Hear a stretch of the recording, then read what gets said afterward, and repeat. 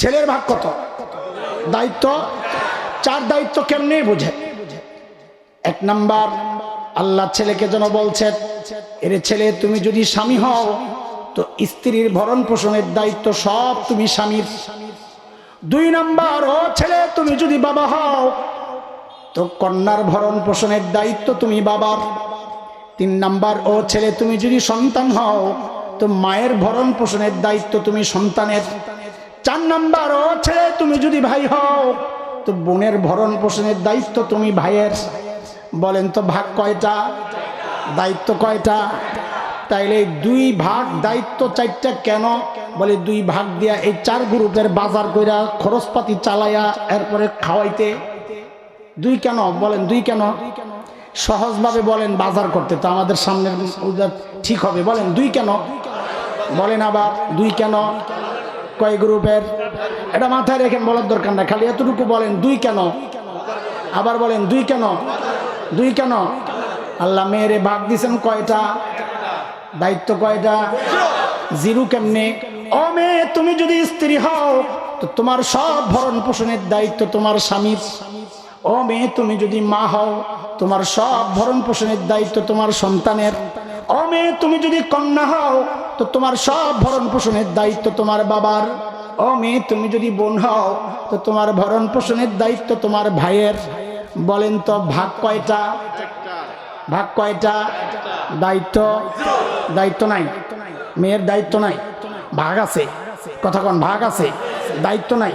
তো দায়িত্ব নাই, ভাগ কেন? বলে মজা খাইতে। বলেন না, বলেন কি জন্যে? কি জন্যে? ছেলের 2 কি জন্যে? মেয়ের 1 কি জন্যে? আবার আবার ছেলের 2 কি জন্যে? মজার কথা কেড়ে কয়, ছেলের 2 কি জন্যে? মেয়ের 1 কি জন্যে? আবার আবার ছেলের 2 কি জন্যে? মেয়ের 1 কি জন্যে? এখন এই মজা খাওয়া গ্রুপ যদি বলে আমারও বাজারওয়ালার মতো সমান সমান দেওয়া লাগবে, তো হুজুরের ওই পিচ্চি পাগলার দাবির মতো আর এই দাবি 2টার কোনো পার্থক্য আছে না? 2টাই পাগলামি। কথা কোন? 2টাই পাগলামি কিনা? ওরাই সমান অধিকারের নামে আমাদেরকে পাগলামি গিলাতে চায়, আমরা গিলতে রাজি? বলেন গিলতে রাজি না? ইনশাআল্লাহ ইনশাআল্লাহ ওরা একটা শরীয়তের বিধান, একটা 2টারে এদেশ থেকে তাড়াইতে চায়। আমরা স্বপ্ন দেখি এদেশের শরীয়তের সমস্ত বিধান একদিন বাস্তবায়ন হবে ইনশাআল্লাহ। ইনশাআল্লাহ এদেশে কোরআনী শাসন কায়েম হবেই হবে ইনশাআল্লাহ। হ্যাঁ, সব দেখা আমাদের শেষ। শেষ না?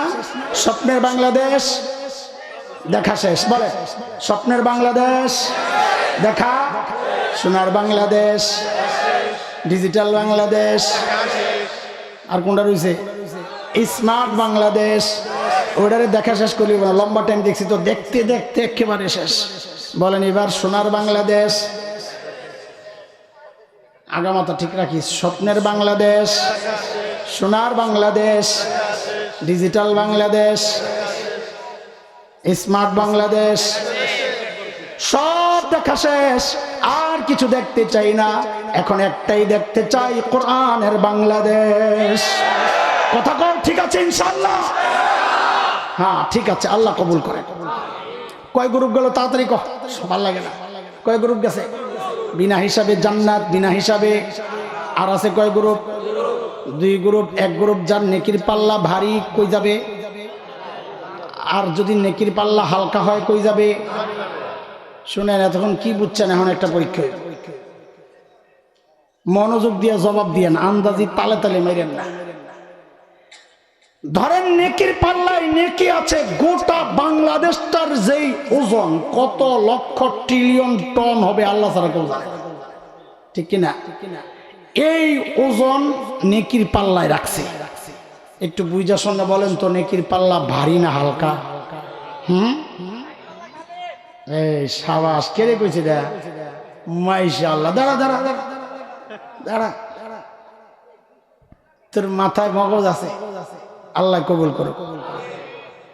এই ভারী কেমনে কইলেন? এখন আমি আরেকটা কম, তখন তো জোলেখার মতো পল্টি মারবে। নেকির পাল্লায় বাংলাদেশ সমান নেকি শূন্যই ভারী কয়া লাইলেন, গুনার পাল্লার দিকে তাকায় দেখি ভারত সমান ওজনের গুণা। এইবার কম তো নেকির পাল্লা ভারী না হালকা? এই তো মারছে জোলেখার পল্টিটা, না বুঝা খালি পল্টি মারে।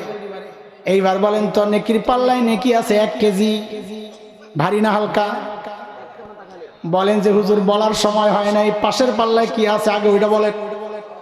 বলে পাশের পাল্লায় গুনাহ আছে আধা কেজি। এইবার নেকির পাল্লা ভারী না হালকা? এরা দোস্ত খেয়াল করেন তো, গোটা বাংলাদেশ সমান নেকি রেখাও পাল্লা ভারী করা যায় নাই, অথচ 1 কেজি নেকি রাখার কারণে পাল্লা ভারী হয়ে গেছে। কি বোঝা গেল? নেকি বেশি কম এটা পাল্লা ভারী হওয়ার জন্য যথেষ্ট না। পাল্লা ভারী করার জন্য বেশি গুরুত্বপূর্ণ হলো গুনার পাল্লা খালি করা।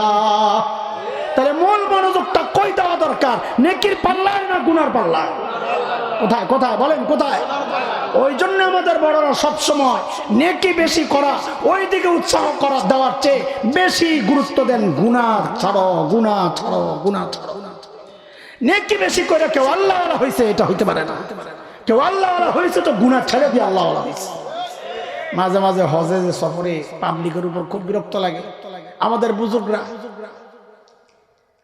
আমার এক উস্তাদ আছে অনেক বড় আল্লাহওয়ালা, ফরিদাবাদ মাদ্রাসার মুফতি আবু সাঈদ সাহেব হুজুর, নাম শুনছেন? হুজুররা কোন না? হ্যাঁ উস্তাদ, মাশাআল্লাহ, মুফতি আবু সাঈদ সাহেব হুজুর। আরে কি বুজুর্গ মানুষ। হুজুরের ছোট্ট একটা ঘটনা শোনাই আপনি করে, হ্যাঁ শুনবেন? এনার্জি আছে তো? আল্লাহওয়ালাদের গল্প শোনা দরকার, নিজের বিষয়। এইবারের হজের সফর হুজুরের সাথে আমার। তো একদিন আমি মাওলানা মামুনুল হক ভাই আর আইয়ুব ভাই তিনজনে ঘুরতেছি, নামাজ শেষ, এখন বাসার দিকে যাব। তো মসজিদে নববীর 2-3 জন খাদেম আমগরে দেখা দৌড়ে আইছে। আমগরে দেখা মানে আমি না, মানে মামুন ভাইরে দেখে আমি লগে আছি, এই জন্য আমগরে দেখ বললাম আর কি। আমার কই না যে ভাবলইতেছে না, দৌড়ে আইছে মুসাফা টুসাফা কইরা কয় হুজুর আমরা 20-25 বছর ধরে এখানে খেদমতে আছি। হুজুর রিয়াজুল জান্নায় গেছিলেন? তা আমরা গেছি ভাই, একটু চান্স পাইছি, কোনো ব্যবস্থা? কয় হ্যাঁ আমরা ঢুকাইয়া দিতে পারবো। কখন দিবা? কয় কালকে 11:30 ইভেন্ট, তোর জোহরের নামাজের যে গ্রুপটা যায় ওটার লাগে ঢুকাইয়া দাও। তো আমরা 3 জন এই অফার কি আর ছাড়া যায় রে ভাই? এটার জন্য মানুষ বিশাল লাইন দিয়া দিনকে দিন খাড়ায় থাকে, রিয়াজুল জান্নাহ একটু নামাজ পড়বে। তো 11:30 আমরা গেছি। তো আমগরে একদম পুলিশ ডাক দিয়া আলাদা নিয়ে চেয়ারে বসার, ওরা কি বলছে টলছে কে জানে। তো আমগরে নিয়ে বসায় রাখছে। আজানের ঠিক আগ মুহূর্তে ঢুকাইছে, একেবারে সবার নবীজির রওজার কবরের একদম কাছে পাশে নিয়ে আমগরে বসাইছে। ওখানে বৈশা নিবিড়ে নামাজ পড়ছি, তেলাওয়াত করছি, কান্নাকাটি করছি, খুব ভাল লাগছে। তা আমি মনে মনে চিন্তা করতেছি, এরা আবার আমগরে কয়ে রাখছে এরকম খাস কোন আলেম বাংলাদেশ থেকে আসলে আপনারা বইলেন, আমরা ব্যবস্থা করে দিব। তা আমি ওই সময় মনে মনে চিন্তা করে রাখছি যে আমাদের ওস্তাদ হুজুরকে, হুজুর আমরা একই হোটেলে থাকি, হুজুরকে কালকে আমি নিয়ে আসুন। তো রাতে হুজুরের কাছে খবরটা পৌঁছাইছি, হুজুর রিয়াজুল জান্নাহ একবার, এর আগের বার হুজুরের সাথে আমি একসাথেই ছিলাম, হুজুরের সাথে। হুজুর রিয়াজুল জান্নাহ ইতমিনানের সাথে বৈশা আমল করার একটা সুযোগ পাইছি, যাবেননি? আমি তো মনে করছি আমার জন্য আমি কি একটা দোয়া যে করবো। তো হুজুর বলে কেমনে গেছো? আমি হুজুর যে খাদেমরা আছে লম্বা অনেক দিন ধরে এরা খেদমত করে, তো পুলিশ তো নতুন নতুন এরাই সব এগুলা মাতবুরি করে, ওই রকম আমরা পাইছি কিছু। কো ওরা তুমি করে নিয়ে গেছিল? ওরা তুমি নিয়ে গেছিল? ও ওরা ওই পুলিশ করে যা করছে বাংলাদেশ থেকে অনেক বড় আলেম আইছে, তো পুলিশটা তুমি করে লয়ে গেছে না এরকমই। আমি ঠিক আছে তোমরা গেছো ভালো করছো, আমি তো বড় আলেম না, আমি এইভাবে যাবো না। কি যে একটা চটকানা খাইছি রে ভাই আমি, থাপ্পড়। আল্লাহ পার্থক্য বুঝলাম, বড়দের সাথে আমাদের পার্থক্য বুঝলাম। সুযোগ পাইলেই দৌড় মারছি, ইবাদত করবো, কিন্তু তরিকাটা বৈধ কিনা, আমি বড় আলেম এই পরিচয় যে তার কাছে দেওয়া হলো এটা সঠিক কিনা, ওই চিন্তা হযরত এই ইবাদতের আমার দরকার নাই। তো চুপচাপ রুমের মধ্যে বসে থাকে। তো একজন কয় হুজুর এত বড় বুজুর্গ আপনি এত কথা কন, আমি আমার বয়ানে দিলে আমি শুধু হুজুরের কথা বলি, ওই হজে যায় আপনি এত কথা না, হুজুর দি খালি শুয়ে থাকে। ও মনে করছে এত বড় হুজুর সারাদিন খালি তফ করব, উমরা করব, আর খালি জিকির আজকার করব, হুজুর খালি শুয়ে শুয়ে তাসবিহ পড়ে। তো আমি আরে বুঝাইছি বেটা তুমি প্রতিদিন তফ করো আর উমরা করো, আবার বিকালে ভাগ পাইলে মার্কেটে যে ঘুরো সবটি তো খাইয়াইও, বুঝেন নাই? মার্কেটে ঘুইরা বেটি করে দেহে, নানান দেশের সুন্দরীরা আসে হাইটা হাইটাই দেহে, তো দেখা আমল যা করছে সব প্যাকেট দিয়ে দিছে।